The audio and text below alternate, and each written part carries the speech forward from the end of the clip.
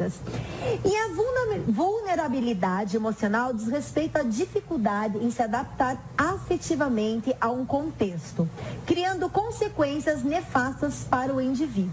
E para a gente falar a respeito dessa vulnerabilidade emocional dos jovens, eu trago a psicóloga Tabata para estar explicando melhor a respeito desse assunto. Tabata, é um prazer tê-la aqui conosco. Muito obrigada mais uma vez pela sua participação aqui no nosso programa.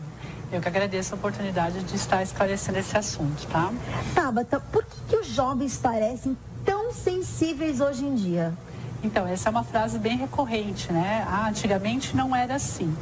O que acontece é que, na verdade, está mais difícil para todos nós. A vida está mais difícil. Então, a verdade é que todos nós estamos mais vulneráveis a cada geração. Com certeza você está mais frágil do que a sua mãe e do que a sua bisavó. Porque as exposições são diferentes, né?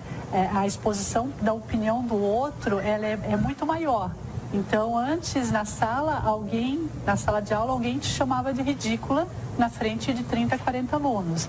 Hoje, você pode ser ridicularizada num Facebook com 1000 amigos, né? A exposição é muito maior, né? Ou no Instagram com 100 mil ou qualquer coisa nesse sentido, né? Então, a partir do momento que são muito mais opiniões, que é muito mais visibilidade, então a tua reação, teu mal-estar é muito maior. Essa vulnerabilidade aumenta, essa afetação aumenta, porque a exposição também está maior. E os estímulos também são muito variados. Pois é, agora você está falando até questão de estímulos, né?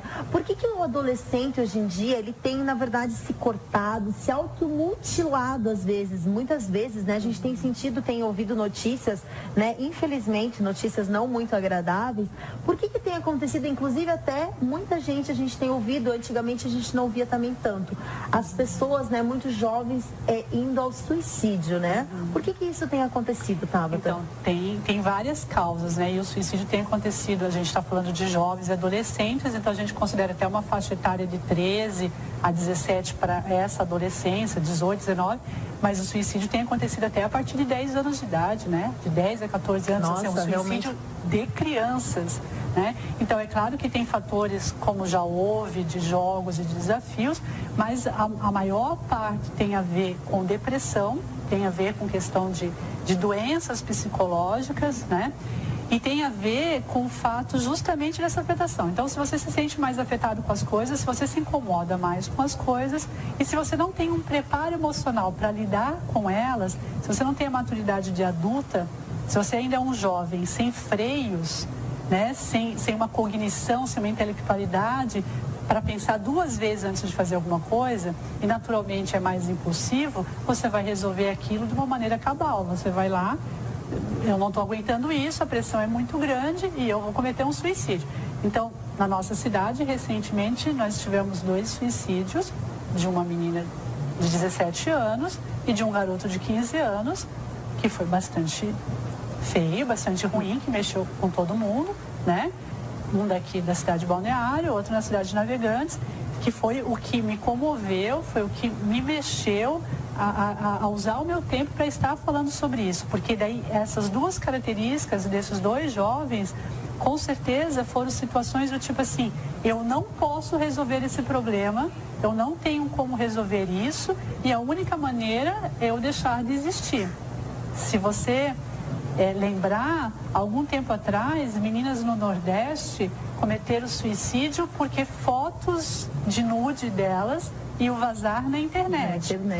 E aí fica aquela coisa assim, meu pai vai me matar, a minha mãe vai morrer de desgosto.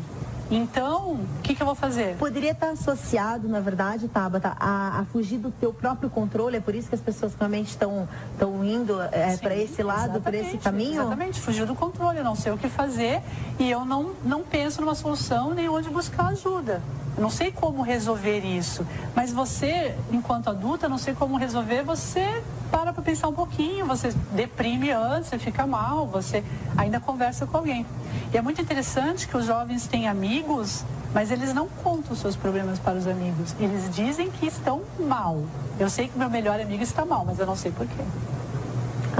Hoje em dia, então, as coisas funcionam dessa forma. Eu lembro de contar pro meu melhor amigo qual era o problema. Sim, a gente antes dividia, né, os problemas que a gente tinha, né? Até porque daí você achava que o outro, você contando, o outro talvez poderia te ajudar a solucionar aquele problema, né? E hoje realmente... E tem acontecido bastante isso, né? E quais são os sinais de vulnerabilidade emocional? Como é que eu posso saber que esse jovem ele está passando por essa situação? Na verdade, a gente até classifica que todos têm um certo grau de vulnerabilidade, mas uns mais, outros menos, né?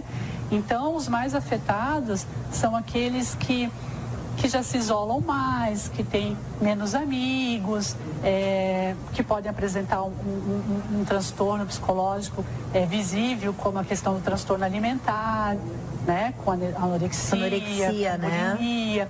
É o jovem que você acaba sabendo que tá tendo uma situação de bullying na escola, que teve um desafeto, um rompimento de namoro, que começa a falar sobre a finitude, por que a gente está vivendo se a gente vai morrer, é um jovem que tem um emagrecimento muito rápido, que não quer participar das coisas de família, que se acha feio, que se esconde na roupa, então que tem um desempenho escolar difícil, que perde toda a vontade de fazer as coisas, que não vê brilho nas coisas, né? Então ele vai dando alguns sinais de humor deprimido, de disforia. Disforia é uma alteração de humor brusca com irritabilidade. Tudo irrita muito, o jovem fica bravo, ele não quer conversar. Então esses são os maiores sinais de vulnerabilidade. Mas o jovem está muito exposto a todas aquelas questões da idade, né? Sexualidade, afetividade, os transtornos da época, os conflitos, né? Mas essa coisa do amigo de não contar, principalmente, então, eles realmente não têm apoio de forma alguma, né? Fica super difícil. Pois é, agora você falando em questão de amigos, né? Os nossos pais também são os nossos melhores amigos. Os adolescentes, na verdade, ele nunca consegue, ele não vê realmente esse lado, né? Mas a gente tem que pensar que os pais são os nossos melhores amigos, né? E nesse momento, como é que o que os pais devem fazer quando ele começa a sentir até, né, que o seu filho está ficando mais trancado no quarto, né? Ele não quer sair, ele não tem vontade, né, de fazer nada, às vezes, né? Até por uma questão, realmente, hoje a gente sabe que a sociedade nos impõe um padrão de beleza, que para você ser bonito, você tem que ser assim, assim, assado. Para você ter isso, ser bem-sucedido, você tem que ser assim, entendeu? Então, como é que os pais podem estar ajudando realmente os adolescentes nesse, né? Então, eu tenho observado, faz 20 anos que eu atendo, né? Todas as faixas etárias, mas principalmente os adolescentes, trabalho na escola e no consultório com eles, né? E tenho visto que parece que a cada tempo existe pouca coisa a se fazer, porque nunca é culpa dos pais exatamente o que acontece, né? É muito mais dos estímulos externos, da vida, do contexto, do que culpa dos pais. Os pais, né? Mas o que os pais podem fazer, o que eu percebo hoje, é dar uma abertura para o jovem contar com eles. E a maioria dos pais acham que fazem isso. Eles dizem assim, eu digo, pode contar tudo para mim, meu filho. Só que você expõe a sua opinião o tempo todo. Então você está na frente da televisão dizendo assim, nossa, que ridículo aquilo que está acontecendo. Você está no shopping, vê duas meninas de mão dada e diz assim, nossa, coitada da mãe dessas meninas homoafetivas, né? Deve passar uma vergonha horrível de ter uma filha que tem uma namorada. Então, ali você já está exprimindo uma opinião. Então, se sua filha, ao invés de ter um namorado, estiver gostando de uma menina, como é que ela vai chegar e vai contar para você? Na verdade, isso vem tudo de uma orientação de casa mesmo, como você falou, né? Os pais, na verdade, têm que ser muito amigos dos filhos, né? Eles não podem realmente estar externando, mesmo como você falou, a opinião, e sim deixar com que realmente o adolescente, ele fique mais à vontade, com que ele possa chegar.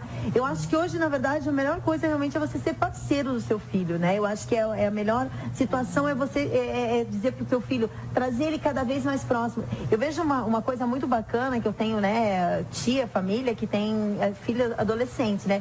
E eu vejo que muita coisa ela traz para perto. Às vezes eu vou visitar, né? Que minha família mora fora daqui. E eu vou pro final de semana e esses dias tinha 40 jovens, eles estavam fazendo cachorro quente todo mundo lá na casa da minha tia, sabe? Então eu acho bacana, porque realmente você vê que aproxima, você vê que as pessoas, eles chegam, elas contam mais, as meninas, os meninos também têm mais a liberdade. Por quê? Porque tá trazendo ali no convívio, entendeu? Não tá, acho que o jovem, principalmente, ele não gosta de ser tolhido nas coisas, ele gosta de realmente ter a liberdade, assim como nós adultos, né? Gostamos realmente de poder externar a nossa opinião, né? Porque se você exprime muita opinião alheia, o jovem faz uma leitura de que se meu pai pensa isso sobre um terceiro, ele vai então pensar, ele vai pensar sobre mim também. Então você tem que tomar muito cuidado sobre o que você pensa. Ou você coloca o que você pensa, mas diz assim, mas meu filho, mas se acontecer contigo, eu vou te entender. Você pode trazer essa situação para mim, que a gente vai conversar, né? Sobre teu desempenho escolar, se você tirar nota baixa, sobre se você está gostando de menino ou de menina, sobre se deu vontade de você usar uma droga, vamos tentar resolver isso aí. Então, sobre qualquer coisa mesmo, as coisas mais feias que podem acontecer. Agora, normalmente, pai e mãe falam, não me apareça grávida aqui, não me faça passar vergonha, não faça tal coisa. Então, você pode me dizer tudo, mas entre linhas, desde que não seja nenhuma coisa errada. Então, desde que não seja com você também, né? Fica difícil. Isso daí fica complicado. E no caso, a escola, como é que a escola também pode estar ajudando, né? Porque a escola, a gente sabe que a escola não tem o dever de educar. Quem educa são os pais, né?